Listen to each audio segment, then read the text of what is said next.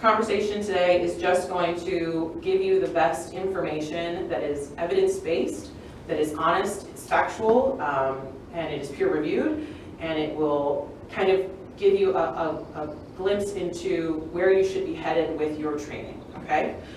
So, without further ado, there are a few housekeeping things that we have to kind of go over real quick.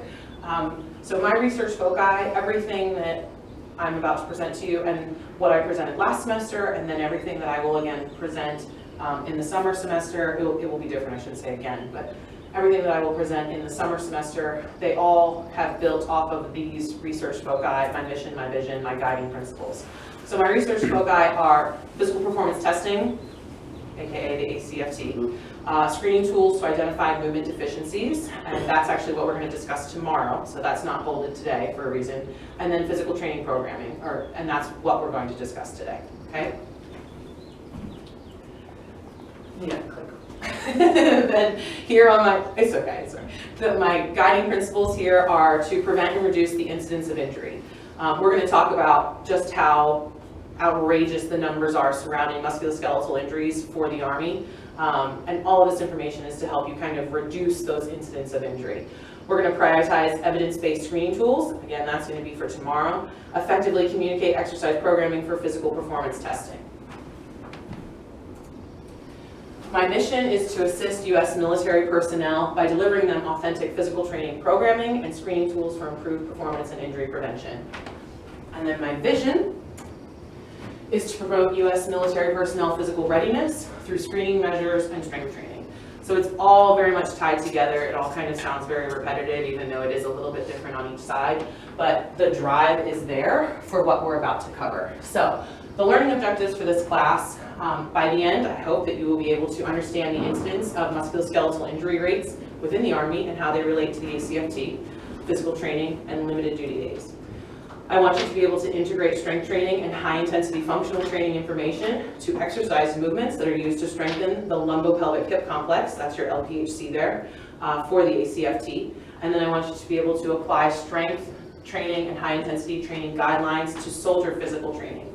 So as FAOs, you guys are in a bit of a different role now in that you most likely will not ever be in a PT situation ever again.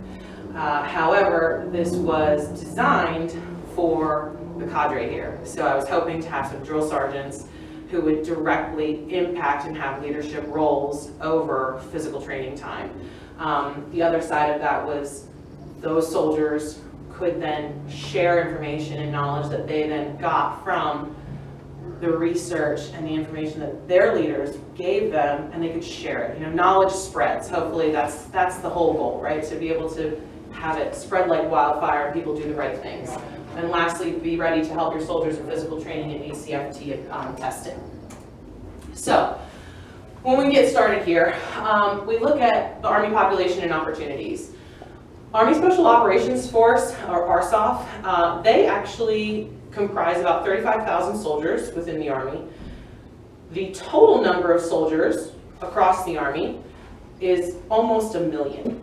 So the remaining 973,000 soldiers are not provided the same opportunities that ARSOF soldiers are as far as education for physical training, for dietitians, for physical therapists, for they have emotional support, they have educational support, they have different facilities, they have facilities that are specifically built just for special forces.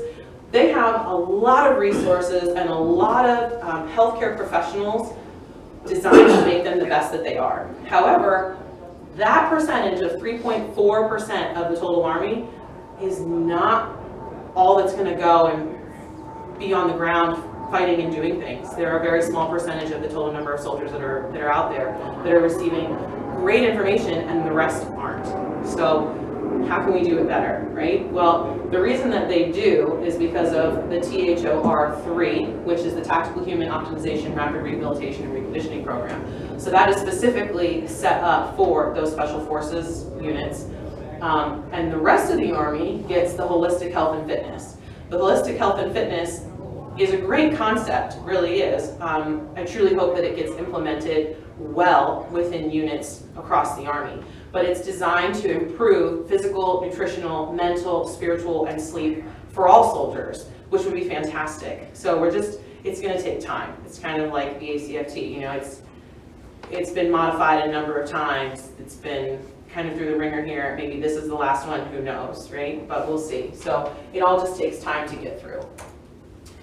So when we look at the APFT had 3 events, right? It had the sit-ups, the push-ups, and the run. Those 3 events only test your cardiovascular endurance and then muscular endurance.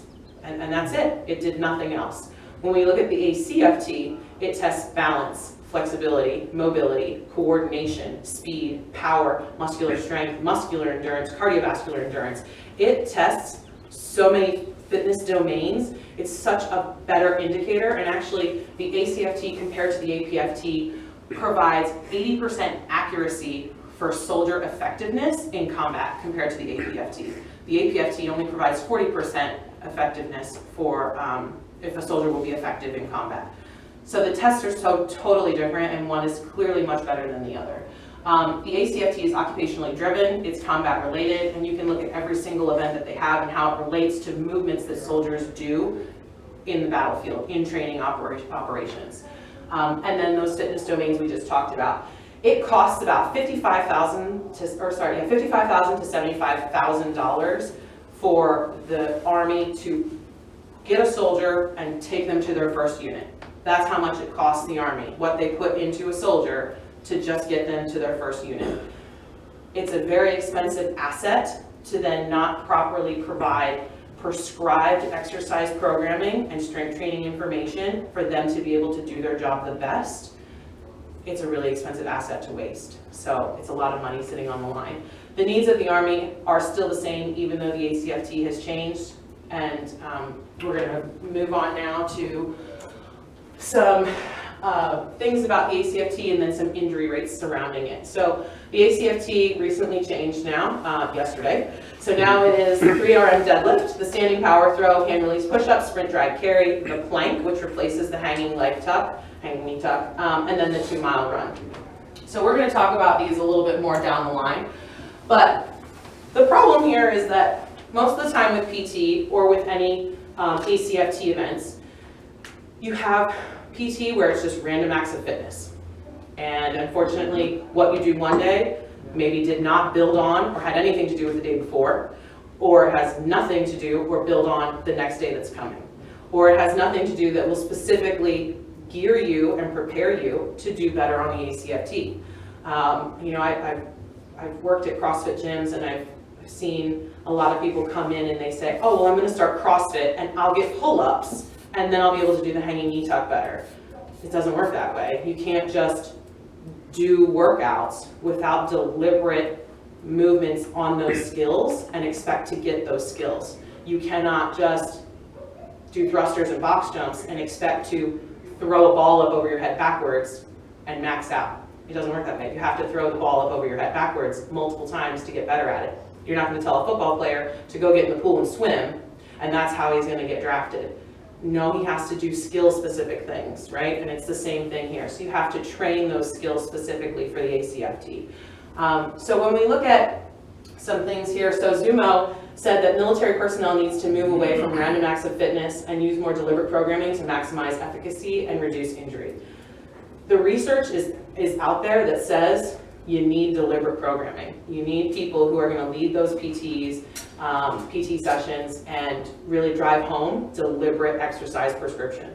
So when we look at injury rates here within the Army, 80% of all injuries within the Army are musculoskeletal injuries. And so we're talking just muscles. We're talking musculoskeletal issues. 19,000 medically non-deployable soldiers were deemed non-deployable because of musculoskeletal injuries. So that ends up being four brigades that could not go anywhere. That's the numbers. That's the equivalent. That's a huge amount of soldiers. And then you also look at fluctuating periods of heightened military training actually cause more musculoskeletal injuries because there's constantly this ebb and flow, this rise and fall, these peaks and valleys of training, train up, deploy, redeploy, come back. You know, you're constantly, you know, going up, going down. You go to NTC, JRTC, you're here, you're there, you're gone, you're back. It's really hard to figure out exactly how that exercise prescription can fit in where everybody's on a different timeline, but it's not impossible. You just need to have people that could give you that information depending upon where you are in your training cycles. And those people are out there. They're there. There are master fitness trainers within the Army that can do that, or it might need to be something that the Army looks at to outsource. Who knows? The other thing is that for physically demanding MOSs, so those that require more strength and physical activity as their MOS, they are more susceptible to musculoskeletal injuries. And that was cited by Canino from Roy. So when we look at high intensity functional training, it is a combination of cardiovascular activities, weightlifting and powerlifting exercises, and elements of gymnastic exercises. So when we had the hanging knee tuck before, that was a great example of a gymnastics exercise. Now that that's removed, we're looking at what the hanging knee tuck was originally designed to test was core strength. They replaced it with the plank, and the plank is a great tool to measure core strength. It doesn't necessarily fall into the element of gymnastics anymore, but we're still looking at all of those other activities will help create a strong lumbopelvic hip complex and will work you in the capacity that the ACFT now does. The ACFT has multiple events that are not just single planar anymore, right? It's not just a sit-up, a push-up, and the run. There's a lot more to it. It's a lot more dynamic. So for injury prevalence within high-intensity functional training, everybody thinks high-intensity functional training causes injuries. Everybody's going to get injured. Well, I hate to tell you, but if you bust your shin on a box, that counts as an injury.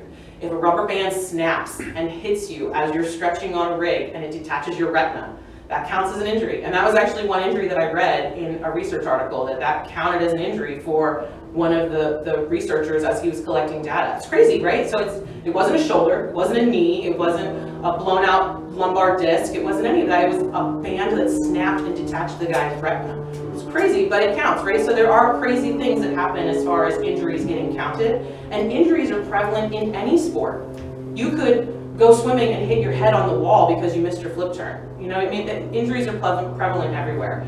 As far as high intensity functional training is concerned, it has the same injury rates as other high intensity training. So when you look at Olympic lifting or powerlifting or weightlifting, and then there are sports where it's actually more dangerous to play soccer and rugby because they have higher rates of incidence compared to high intensity functional training. So when you look at the data, it is not the #1 cause of people getting injured when they start working out or they're physically active. Overtraining, poor technique, higher training loads than what people can handle, those are the things that cause injuries. And if you have someone who does not offer you prescribed exercise prescription or exercise programming, if you have someone who doesn't know how to teach you how to deadlift the bar the right way, if you've got the wrong form and you're just throwing on weights, those are things that are going to cause more injuries. However, the most important factor that comes back to injury rates was actually the presence of previous injuries. So if you were injured before and you did not resolve it, you were actually 3.7 times more likely to sustain another injury because of that previous injury. So that has a higher scaling than overtraining, poor technique, and training loads. So why is it so important that we take care of those musculoskeletal injuries? Here's one reason right here. Lastly, as it applies to the Army, Gutierrez states that common musculoskeletal injuries can result from inappropriate Army physical readiness training programming, and the subsequent overload of tissues. I read something that said, you should train for the minimums and what the majority can do. The people who can do more will do more. And that's kind of the case. If you look at any kind of workout that's written now, there are standards, right, of what the minimum and the majority, the minimum to achieve the fitness goals, and the majority of people can do.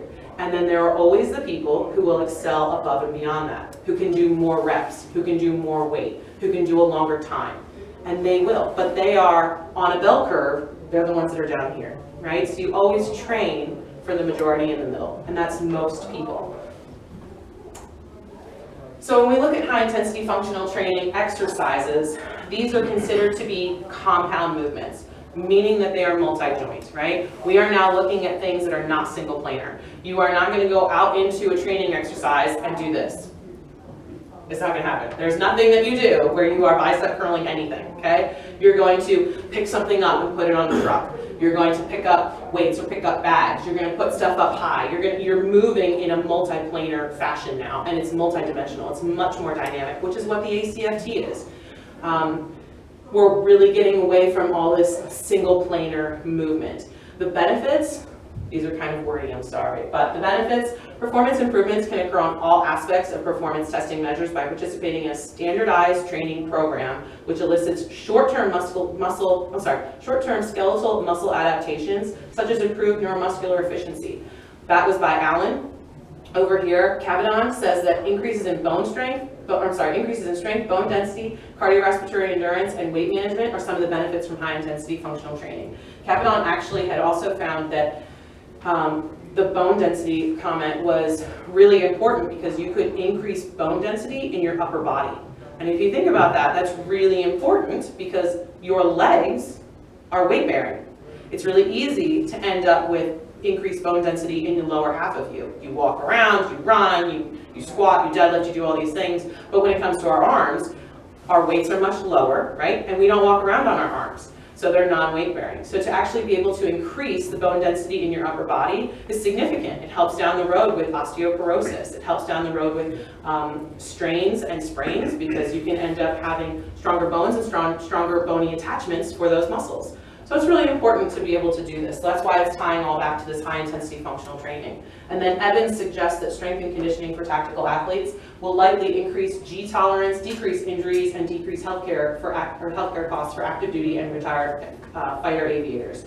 So the interesting part to this and why I added this is that it is not just the Army that is finding issues with lack of exercise prescription and programming. It's across the board in multiple facets of the military. And in fact, the biggest part of this is that it still says high-intensity functional training will decrease injuries and decrease healthcare costs. That's so important, right? Everything that the Army kind of does sometimes is money-driven, right? So if we can save money, save injuries, save the time that soldiers have lost duty days where they're just sitting and not actually participating, that's tremendous, right? So resetting it. Okay. You're good. So the guidelines to this are, Gagstein suggests a training program that incorporates 5 separate sections. So what are they? They are your warm-up and your prehabilitation. So now you're looking at mobility and stability things. Everything from that point on should gear up to what the actual workout is going to be. So it should all be relevant to the movements you're going to do.